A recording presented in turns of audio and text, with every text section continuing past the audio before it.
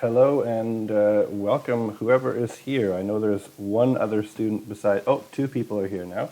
Why don't you say hi when you arrive?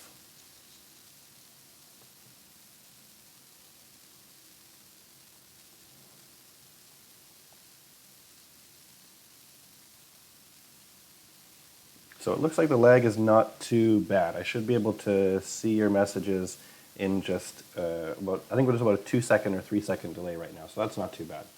Can you guys hear me? Hi, Ellie. Okay, sweet. Yeah, so basically this is just your time to ask me questions. I haven't had any questions ahead of time. Hi, Jordan. So please type in your questions and I'm happy to answer them for you. They can be about the questions, they can be about the worksheet, any notes you didn't understand, or they can be about the lab as well. So let me know what you are feeling, what you're finding challenging or what questions you have, and we'll go through those questions. Question 4 on the lab. Okay. So this question here, what happens if you drop them from above the lab? So let's go over here. Here's the lab. And essentially, this is for the intro part. If you drop them above the track, it's just saying this.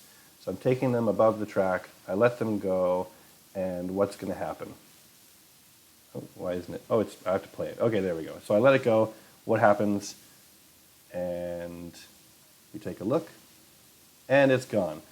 So why is that they were, why did it fall off the other side, or why did it jump off the other side? That's what the question is asking.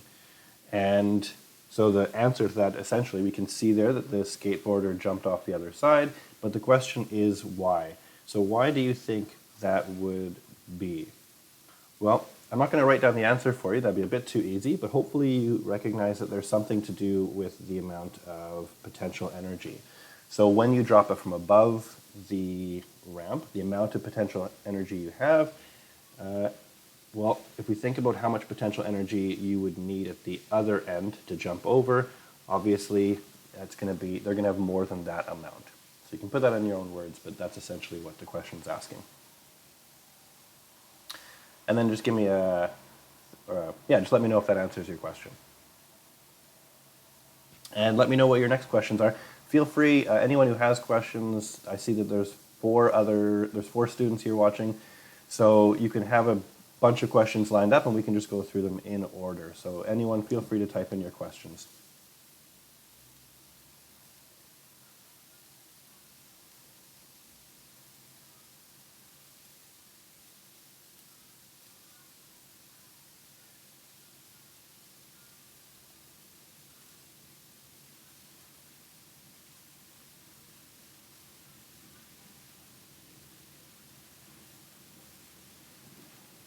Jordan, any questions from you?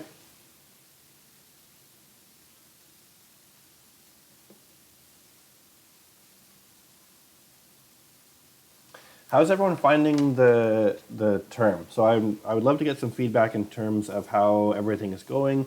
Am I giving you too much work? I'm trying to give you an appropriate amount of work. I'm hoping that this is, depending on how much like bonus questions and things you do, it should be around 1.5 to 2.5 hours is what I estimate. Can you give me an idea if that's fairly accurate?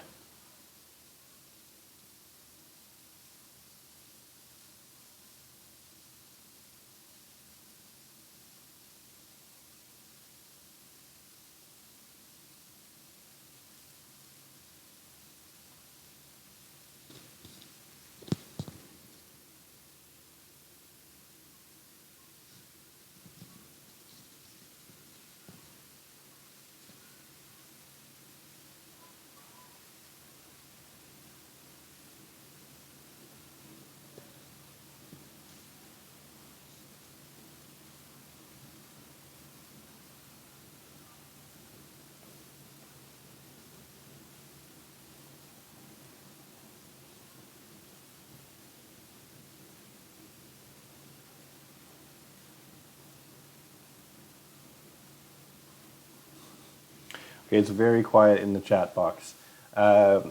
yeah, if you have no questions or no comments or any kind of feedback in terms of the workload or anything like that, we might make this a very, very short video. So give us maybe another 30 seconds or so to see if you have anything you'd like to add. But if there's no questions, we'll just, we can wrap it up. But hopefully you've got some more questions for me. I'm bored and I miss my students.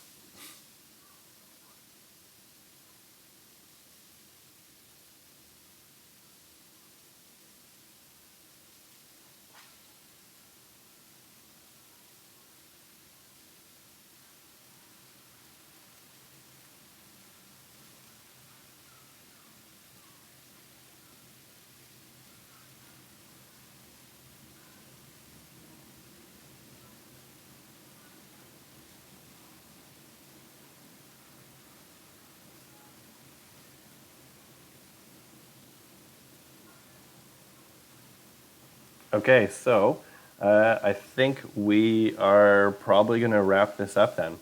So it's been nice seeing the two of you at least, and if you have any more questions, feel free to email me.